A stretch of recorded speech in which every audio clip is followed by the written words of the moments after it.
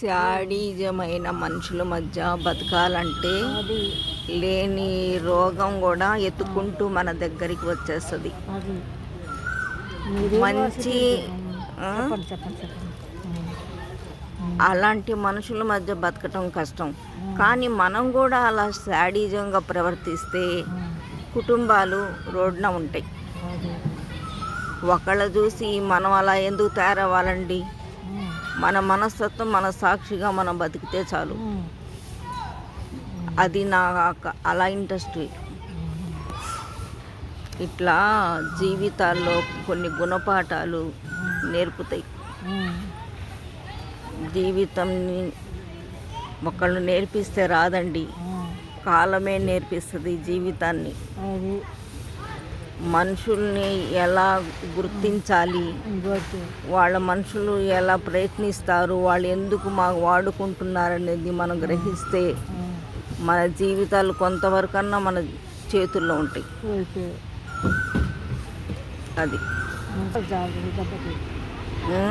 University వాళ్ళకంటే బాగుంది mind. అట్ట చదువుతో సంబంధం లేదు, నాలెడ్జ్ ఉండాలి. జీవితమే పాఠం నేర్పుద్దండి, అదే నాలెడ్జిగా. అది అవునండి, అంతకన్నా ఇంకేముంటుంది? కూతురికి కొడుకు మోసం చేస్తే కొడుకు తల్లి మోసం చేస్తుంది డబ్బుల కోసం. డబ్బులు వాడుకోవటానికి తల్లి, కన్న తల్లి కూడా స్వార్థం ప్రవర్తిస్తుందంటే నిజంగా ఇప్పుడు మనుషులు ఇలా ఎందుకున్నారు అనేది కూడా ఒక ప్రశ్నార్థకంగా మారుతుంది. చెప్పండి, ఇప్పుడు పిల్లలు ప్రేమలుగా ఉంటున్నారా? డబ్బు ఉంటేనే ప్రేమ. ఆ డబ్బు లేని రోజు తల్లి లేదు, కొడుకు లేదు, నువ్వు లేదు, తన మన ఏదీ లేదు. అందుకోసమని మన జాగ్రత్తలు మనం ఉండాలి. పిల్లలకి ఎంతవరకు అంతవరకు పెట్టుకోవాలి. మనం ఏ రోజైనా పిల్లల దగ్గర చేయి చాచే పరిస్థితి అయితే తెచ్చుకోకూడదు. మన కష్టమే మనం పడాలి. పిల్లలు వచ్చి మాకు అడిగే పరిస్థితి మనం తెచ్చుకోవాలి, కానీ మేము పిల్లల దగ్గర అడిగే పరిస్థితి అయితే తెచ్చుకోకూడదు.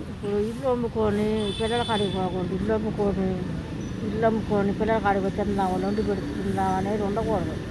అసలు వాళ్ళు ఎందుకు వండి పెట్టాలి? ఇల్లు అమ్ముకొని మీరెందుకు పోవాలి? అమ్మవాళ్ళు అంతే ఇచ్చారండి. అలా వెళ్తే ఆ డబ్బులు ఇచ్చినవి అయిపోతాయి. కొన్నాళ్ళకి వాళ్ళు చూడాలంటే మీకు బతుకు భారంగానే ఉంటుందిగా. మన ఇంట్లో మనం గద్దలు వండుకుంటాం, తింటాం. పిల్లలు ఎప్పుడైనా ఇప్పుడు హాస్టళ్ళు పెద్ద పెద్దవి వస్తున్నాయంటే కుటుంబాల్లో సరిగా లేకపోవటం. ట్యాబ్లెట్ తీసుకుని వస్తాం.